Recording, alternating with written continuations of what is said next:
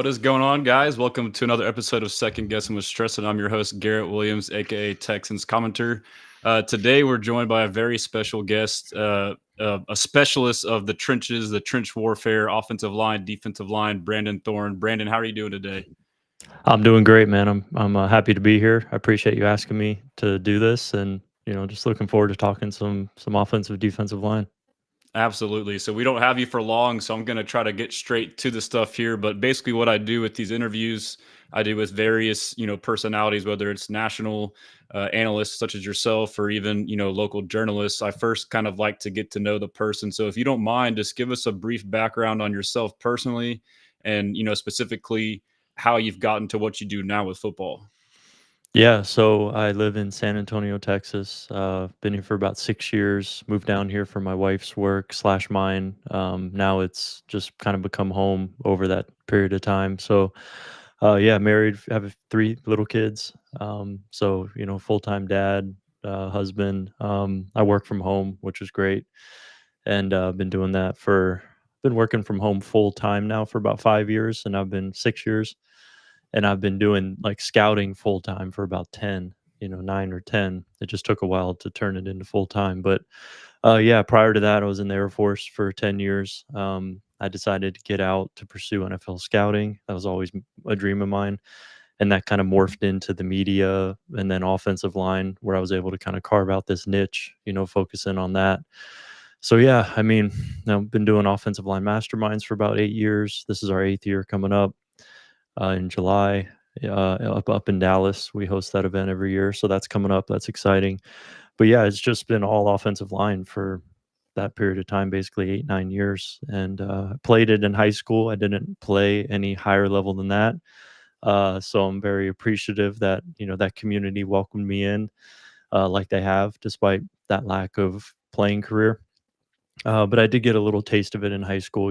Got to take some pass sets against some like D1 kind of guys, and got a little taste of how difficult it is playing the position. I played in Florida, grew up there. So, yeah, I mean, aside from that, just doing this full time and loving my job. That's awesome. That's an awesome story. And, that's like the dream for every fan of football is to make what they do, actually into an occupation. So basically what I've done, covering the Texans, it's still a glorified hobby, but, I can only imagine what that would be like. And then you mentioned San Yeah. Antonio. Mm. I lived there for a couple years. I played my last couple years of college football at Incarnate Word, and I Okay. actually go there several times a year. So San Nice. Antonio is a cool place. Yeah. But That's neat. Yeah. That's right down the road. yes, sir. But it's awesome too. Also, you being a veteran, thank you for your service. And I think it's pretty cool that you did carve out a niche with offensive line. I feel like it's easier for most fans, casual fans, to kind of hyper focus on quarterbacks and receivers. So, Mhm. for someone like me, I played receiver, so I can kind of analyze that position well. And I'm learning more as I cover the team more myself about the trenches. So it'll be nice for me to kind of lean on you for that knowledge. But yeah, with that being said, I mean, we'll just dive right in. I'm not sure how closely you follow the Texans, but I'm sure obviously you Pretty saw close. what. Okay, awesome. I'm pretty Yeah. sure you saw what how it played out last year. Mhm. To me, it was kind of ironic because obviously we had a great first year with C.J. Stroud, D'Amico Ryans, Bobby Slowick, and Mhm. expectations were sky high going into the second year. And that first year was kind of made with like a patchwork O line due to injury. So everyone's expectations were okay. Well, if they did this good last year with the makeshift O line, it's going to be 10x better. And obviously that was not the case. So can you provide insight to why they kind of struggled the way they did? Yeah, I mean, as far as why they struggled, I just the nature of their struggles to me, watching it on film, a lot of it was mental error and missed assignment. Um, and that usually can be traced back to coaching or lack thereof. So I think that that was certainly a significant piece of the puzzle, which obviously led to some firings and some changes. And then in addition to that, kind of secondarily, I would probably say just personnel just wasn't very good, um, especially when you factor in injuries. On the interior, Larry Tunsil taking a step back. Just a lot of penalties, obviously, but still playing, like a top 10 left tackle, but not like a top five left tackle. So that's like that's probably like the least of your concerns, honestly, though. But I mean, like Shaq Mason took a step back. That was probably the most down year that Shaq has had. I've worked with Shaq for years now, just like making tapes for him and talking to him and stuff. And like, so I've seen every snap of his since I think his last couple years in New England, and that was the worst year that he's had. I mean, since I can remember. So him taking a step back. I mean, it was just like a collective, failure.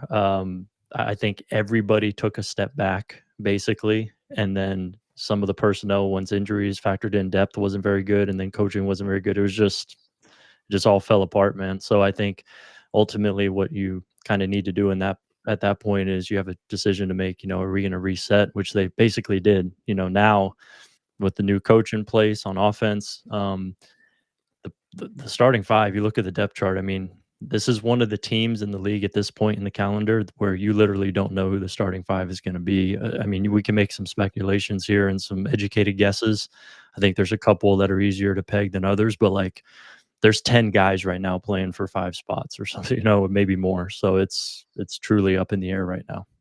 That's awesome. And so it's great to hear you kind of share the same sentiments that myself and others have said too. So we do feel like the first thing you said was mental error. So that points to coaching and scheme, and also like their actions too. I mean, the fact that they fired the OC and the O line coach, but kept all the other coaches, Mhm. in my opinion, tells you, hey, it was these two guys. Yep. And, initially people were worried about us promoting the assistant O line coach and Cole Popovich. If you had one of the worst O lines, and why would you keep the same guy there?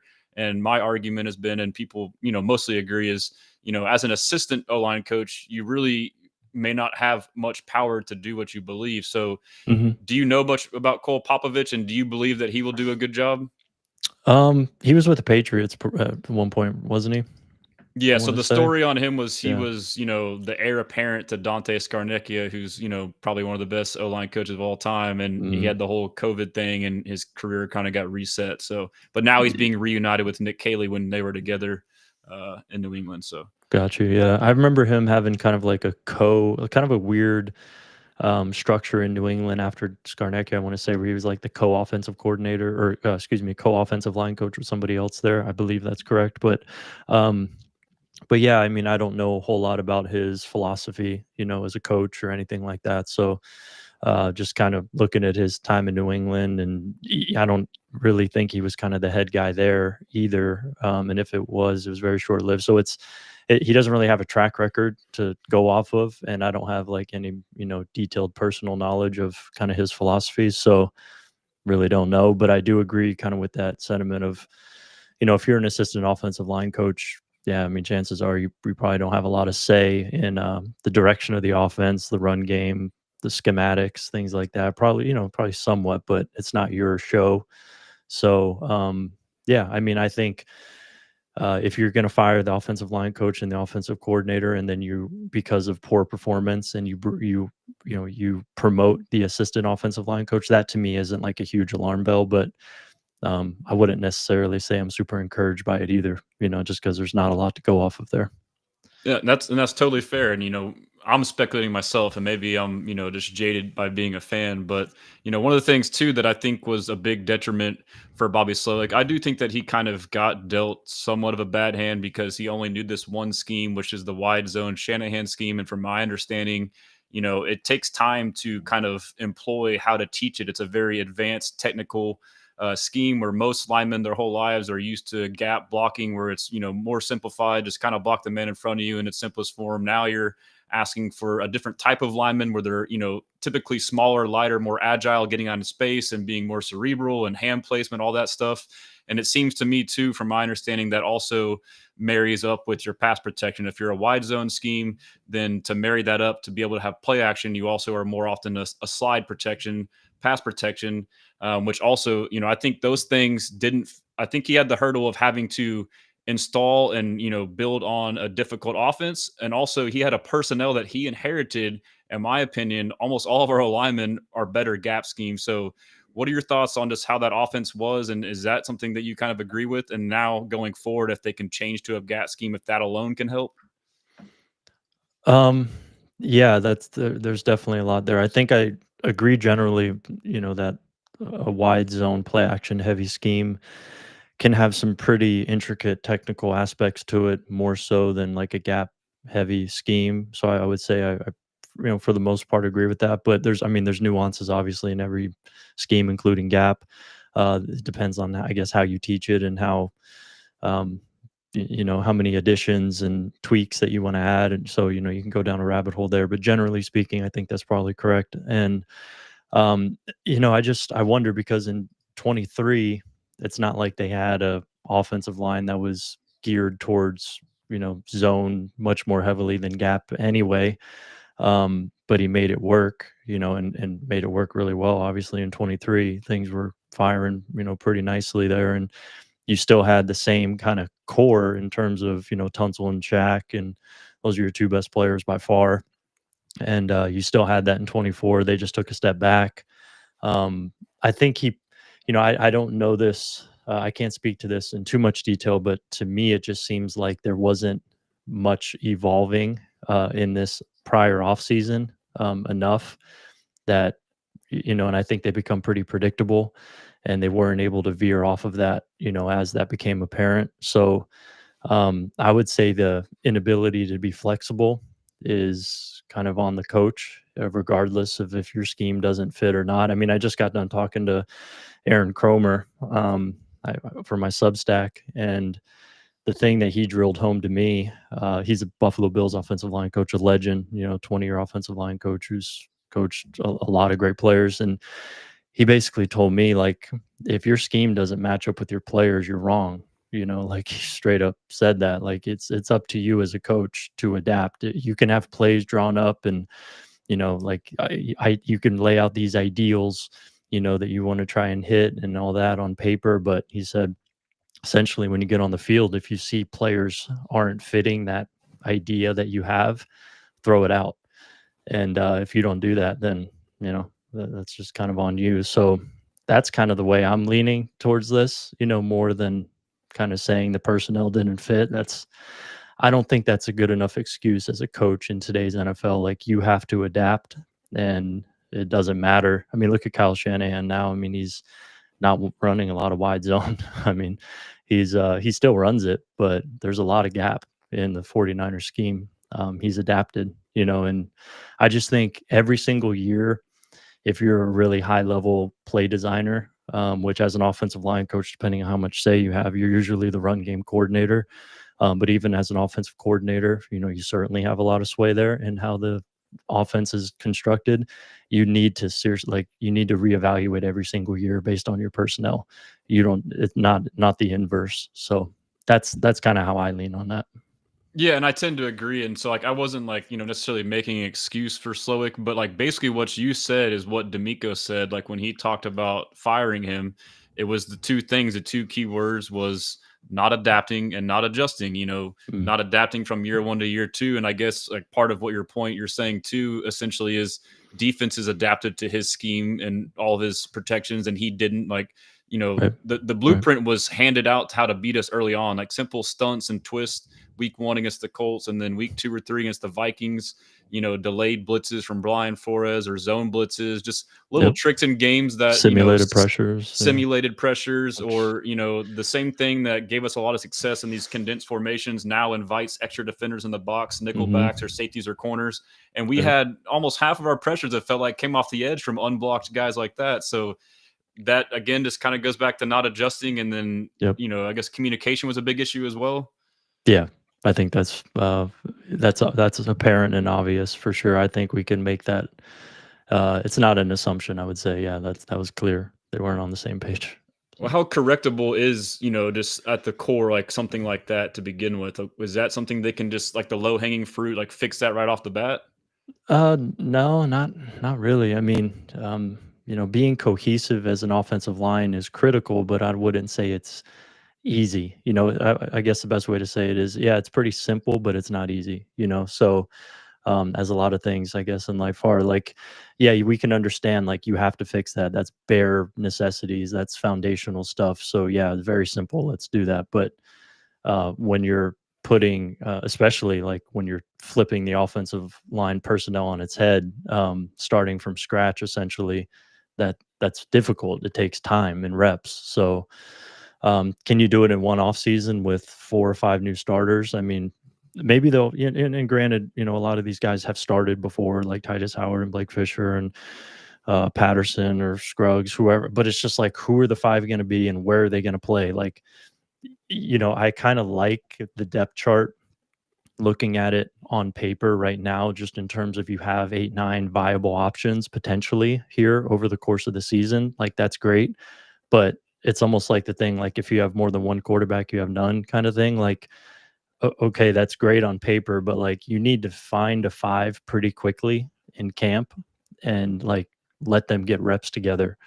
Or else you're just going to be, you're not going to have that cohesion that you need in order to communicate at a high level, especially when live bullets are flying, because preseason's kind of a joke. I mean, it's nice. Preseason's necessary and you can get better at it, but it's kind of pales in comparison to the regular season. So it's practice reps, time, and I wonder how much they're going to be able to get at this point, because I just don't know if they're going to be set on a starting five week one of training camp. And I think the longer that is a question, kind of the more concerning it gets.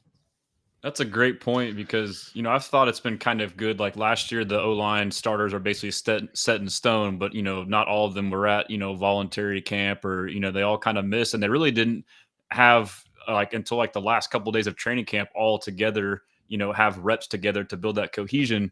But this year is the opposite. It's like you mentioned, it's 10 guys could be a starter, which I think is a good thing. But now you're making me realize that, yes, there's like a delicate balance of, okay, we're going to try versatility, try guys everywhere and anywhere to see who can fit where and how, who can do what on what side, this and that. But at the same time, you have that experiment phase, but you can't do it too long. So it's like this delicate Exactly. balance of pressuring it to get that five, but you also don't Hmm. want to rush it and misplay somebody. So I can imagine that's like a tough balancing act in this situation.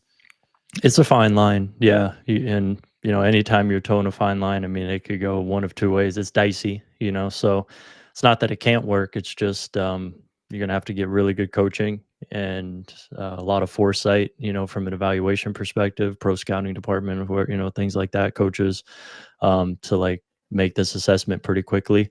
And, the more we talk about it, I just think in terms of projecting, at this point in the calendar, I would hedge towards the veterans, being the week one starting lineup. And then you kind of work in maybe one of these young guys, like Blake Fisher or Ursery or something gets in the lineup. But, initially week one, I would lean towards the vets, just because of the experience factor is probably going to allow you to hit the ground running a little bit more quickly, assuming those guys are healthy and things like that. Um, and then like, mid-season or something like that, we work some of these young guys in, sort of thing. That's kind of the way I would lean, at least, in the middle of June. And that makes sense too. And if we talked about like last year, our big issues were, simple communication, things that you can control. You would want to rely on the veterans who you can Yep. trust more so to handle those than rather have, a rookie learning on the fly. So I really Right. appreciate your insight on this. This is some good stuff. I guess I'm gonna check in with you. It's been 19 minutes. Are we still good on time or do we need to? Yeah, we could go. Let's go like another 10. I have uh, 10. Yep. Okay, cool. Yeah. So yeah, I'll have to ask you. I mean, or I guess I'll point out too. Like, I agree with your point too. Like, the one big thing is the depth is a lot better. So that was a big issue last year. You mentioned Shaq Mason. He was Mr. Steady Eddie, always Mr. Reliable, and he had a regression that kind of came out of nowhere. And then that Hmm. was coupled with Kenyon Green, who we had high hopes for, kind of flopped too. So Yep. now you immediately had two guard spots, which, in my opinion, I learned this last year, I would much rather have better protection on the interior than the exterior. I saw how bad interior pressure can affect you. But the point is, we had no depth. Like, we had the worst case thing happen, and then we were starting guys like Kendrick Green, who shouldn't have been there. But and to your point, now it's like more mid guys as opposed to like being top heavy and bottom. So, uh, do you think that, I know you don't like that it's not like solidified, but like the depth should maybe make us feel a bit better as well? Yeah, I mean, more of like kind of like a long-term view of the season. I think it, is a little more reassuring, but like, the first 2, 3, 4 games of the year, like, I mean, it doesn't mean a whole lot. I don't think, it's because, assuming your starters are going to play, and there's not like rotations going on everywhere, which, that's dicey too. Um, yeah, I mean, it's, anytime you have good depth, that's like a long-term thing. Like, if as attrition happens, as guys get hurt, then we have guys who are viable off the bench. So yeah, week 14 or week 11 or whatever, yeah, that makes me feel good. But like, the first 6 games of the year, like that's kind of what I was hinting at earlier. Like, I mean, I'm not sure how much that means. It just depends on how you want to look at it. So yeah, I mean, I like the approach that they've taken so far, but at the same time, like there's still a lot of execution to bridge like the vision from reality, like to get those things to merge. There's a lot of work that needs to be done. So I'm not saying they can't do it. It's just, it's just considerable. Then as a Texans fan too, like this feels eerily similar to the way they built their interior defensive line. Like they haven't gone and gotten a bunch of splash name signings in free agency. They get guys like Foley Fatukasi, Tim Settle Jr., Mario Edwards Jr., and us fans are like, who's this guy? And they come out and ball out. So it sounds like with that approach is kind of similar to what they're doing on O-line, getting veteran guys that are kind of overlooked and it sounds like they're betting on coaching. And I think you kind of alluded to that too. So we have to hope the scheme and coaching can maximize that talent. Is that a fair assessment? Yeah, for sure. And I mean, obviously, the difference in the offensive and defensive side is you have D'Amico Ryans with a track record of putting guys in the best position and production and all that sort of stuff there. And then you have 2 studs off the edge, which you don't have on the offense. And, the whole scheme is super aggressive and perfectly suited to the guys that you do have. So it becomes a little bit easier to give the benefit of the doubt when there's not super high pedigree, on the interior. It's like, oh, they'll figure it out, but that's just non-existent on the offensive side at this point. So yeah, obviously the hope is they can kind of build that up over time. But yeah, going into week 1, it's like we said, just kind of up in the air. So as long as Nick Caley is D'Amico Ryans, we're good, is what we're saying. Yeah, the offensive equivalent. Yeah, that's obviously that'd be great. Yeah, so I'm optimistic too, and I guess we'll talk about like one thing they did was culture was a big thing too, and like as a fan, you observed like when you think of O linemen, you think of like O linemen being like lunch pail guys, having an attitude, like a little shit to them, I guess you could say. Yep. Protecting your quarterback when they fall down, picking them up. Like as the fan, it appeared like that didn't exist. It seemed like for a unit that's supposed to be 5 cohesive people, it felt like 5 individuals. Like when CJ Stroud got hit, like no one was there to pick him up.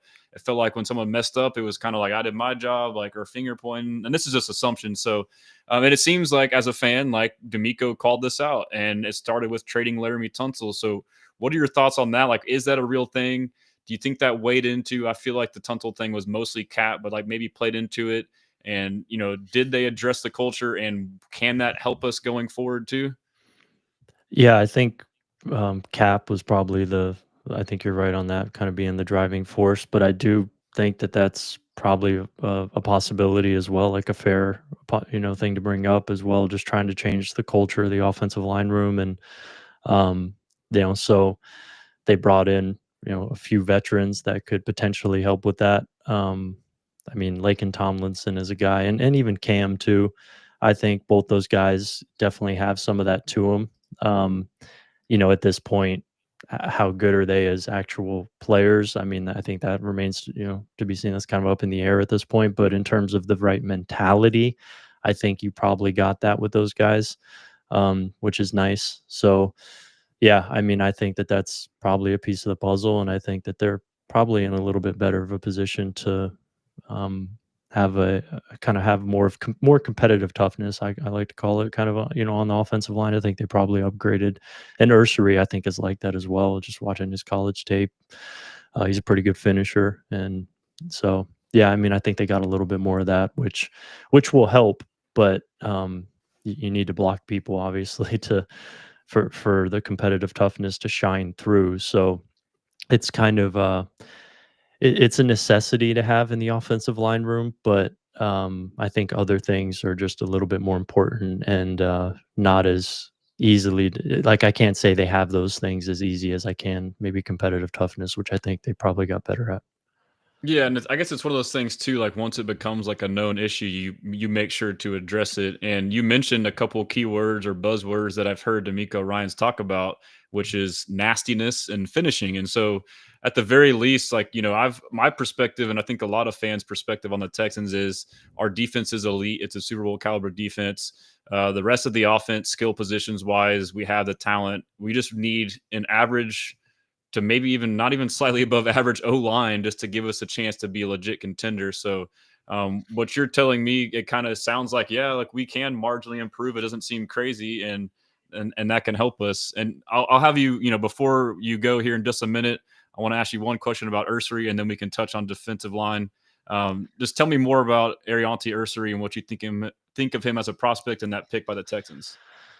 Yeah, I mean, Ursery, just kind of big picture, if people were familiar with Patrick Paul, from Houston, who's on the Dolphins now, kind of a similar level prospect to me, as that guy. So, like, when you watch Ursery, definitely checks the boxes from a physical tools perspective in terms of his build, his frame, length, hand size, raw strength and power. I would say is above average, and competitive toughness as well. So he's big, physical, strong. Um, but I also do think that it's pretty obvious that his lateral quickness is well below average. He's high cut in terms of his frame, so it's a little laborious, a little tough for him to redirect and change directions. So that manifests itself in guys getting on his edge a little too easily. I don't foresee a super high level pass blocker in the NFL. I see more of a guy who could probably get by.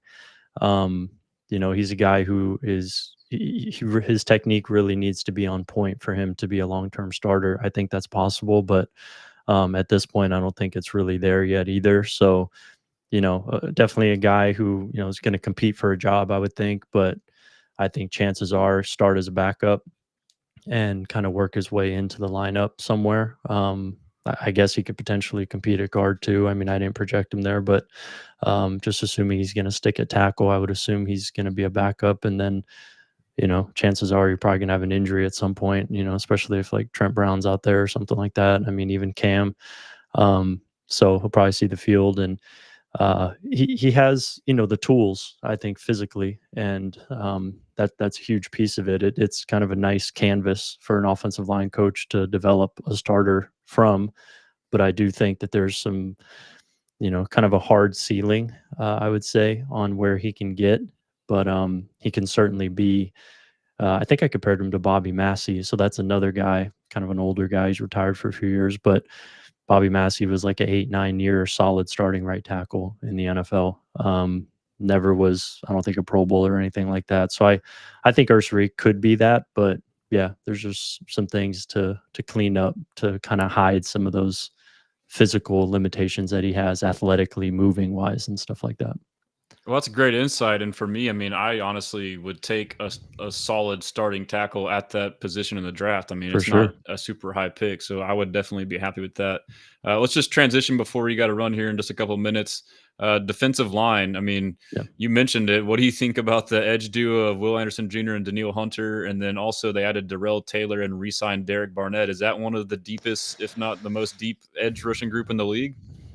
Yeah, I mean, I think it's in the conversation for sure. I mean, Daniil Hunter's a guy I've been a huge fan of for a lot of years. So I think Daniil Hunter is, you know, I think a couple years ago I had him as the fifth or sixth best edge rusher in the league in my rankings, and I still think he's in like that 5-6 range.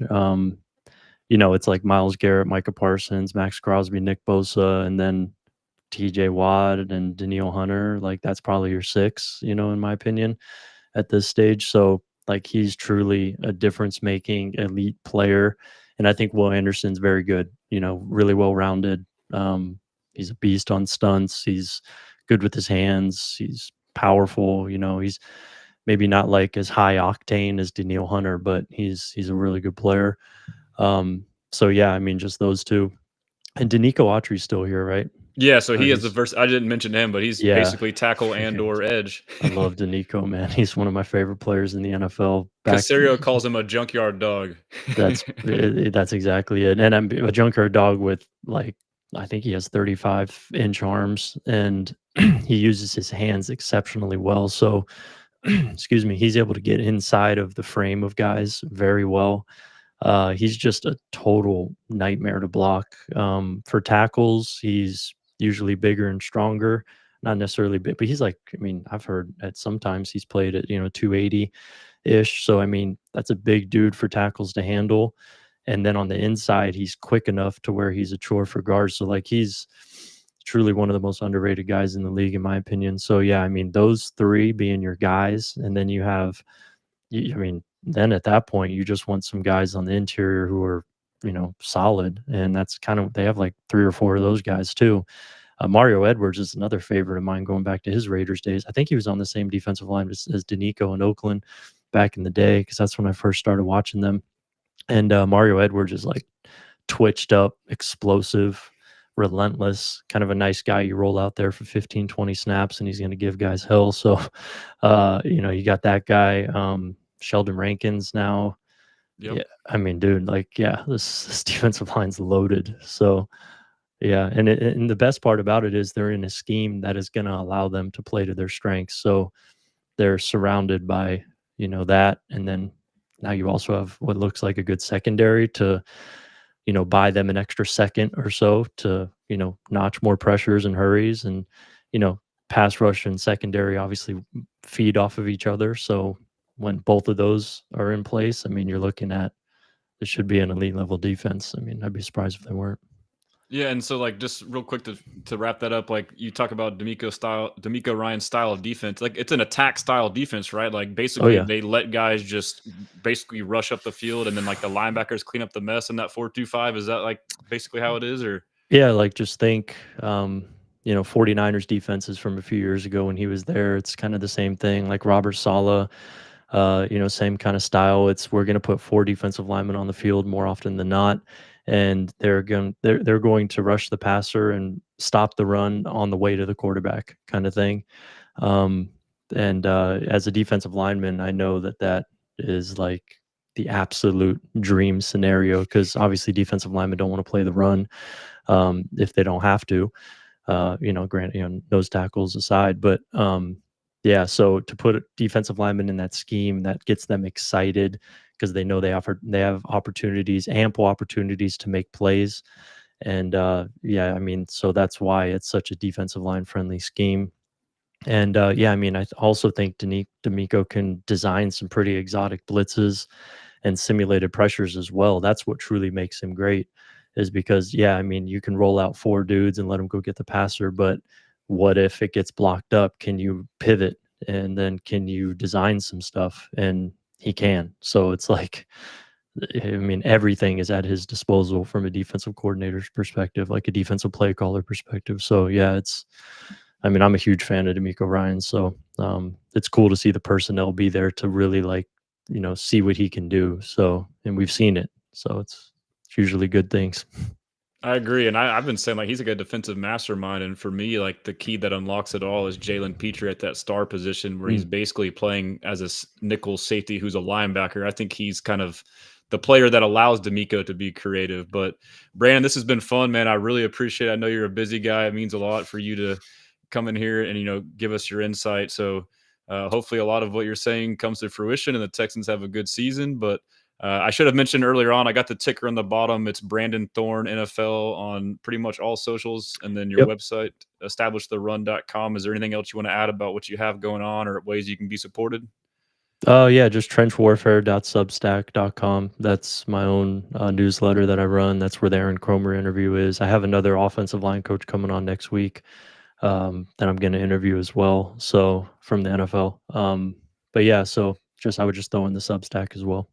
Okay. And I'll make sure and include it on all the stuff that I post Cool. for clips and whatnot. But I'll go ahead and end it here and we can say our goodbyes once we're done. But until next time, guys, we appreciate you. We blessing.